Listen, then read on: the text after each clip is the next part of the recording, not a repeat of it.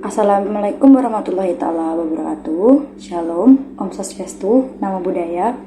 Salam kebajikan bagi kita semua. Perkenalkan, nama saya Naya Bilqis Zakiah dengan NIM 13124000144. Pada video kali ini, saya akan membahas tentang 5 dasar asas penting dalam hukum acara pidana di Indonesia. Asas-asas ini sangat penting karena menjadi dasar bagaimana proses peradilan pidana berjalan dengan adil, jujur, dan sesuai dengan ketentuan hukum yang berlaku. Yuk langsung saja kita bahas satu persatu. Yang pertama adalah asas legalitas. Asas ini berarti bahwa tidak ada perbuatan yang dapat dipidana tanpa adanya aturan hukum yang mengaturnya terlebih dahulu. Dengan kata lain, seseorang tidak bisa dihukum atas perbuatan yang belum diatur sebagai tindak pidana. Prinsip ini dikenal juga dengan istilah nullum delictum nulla poena sine previa lege pionel. Tujuannya agar hukum tidak berlaku surut dan masyarakat terlindung dari tindakan sewenang-wenang.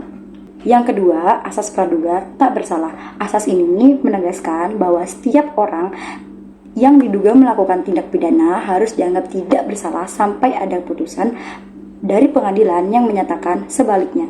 Asas ini sangat penting untuk menjamin keadilan dan melindungi hak asasi manusia. Artinya, meskipun seseorang telah ditangkap atau ditahan, ia tetap memiliki hak untuk diperlakukan secara manusiawi dan tidak boleh dianggap bersalah sebelum terbukti secara sah di pengadilan. Yang ketiga, asas peradilan yang cepat, sederhana, dan biaya ringan. Asas ini berarti bahwa proses peradilan pidana tidak boleh terbelit-belit, harus diselesaikan dengan waktu yang wajar serta dengan biaya yang terjangkau.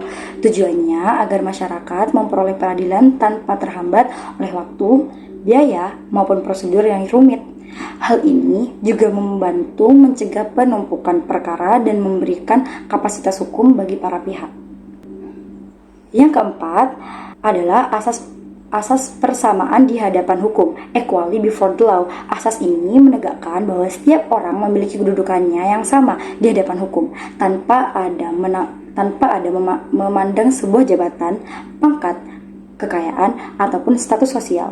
Dengan adanya asas ini, diharapkan hukum dapat ditegakkan dengan adil, tidak berpihak, dan menjamin bahwa siapapun yang melanggar hukum tetap harus bertanggung jawab.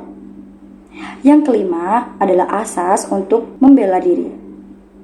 Asas ini memberikan jaminan terhadap terdakwa bahwa setiap tersangka atau terdakwa berhak untuk melakukan pembelaan, baik secara pribadi maupun melalui penasihat hukum. Hak ini juga merupakan bagian dari pelindungan terhadap hak asasi manusia, agar tidak ada orang yang dihukum tanpa memiliki kesempatan untuk menjelaskan dan membela dirinya di hadapan pengadilan. Demikian penjelasan mengenai 5 asas penting dalam hukum acara pidana di Indonesia.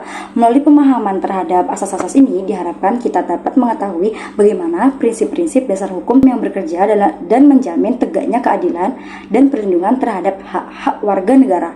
Terima kasih. Assalamualaikum warahmatullahi wabarakatuh.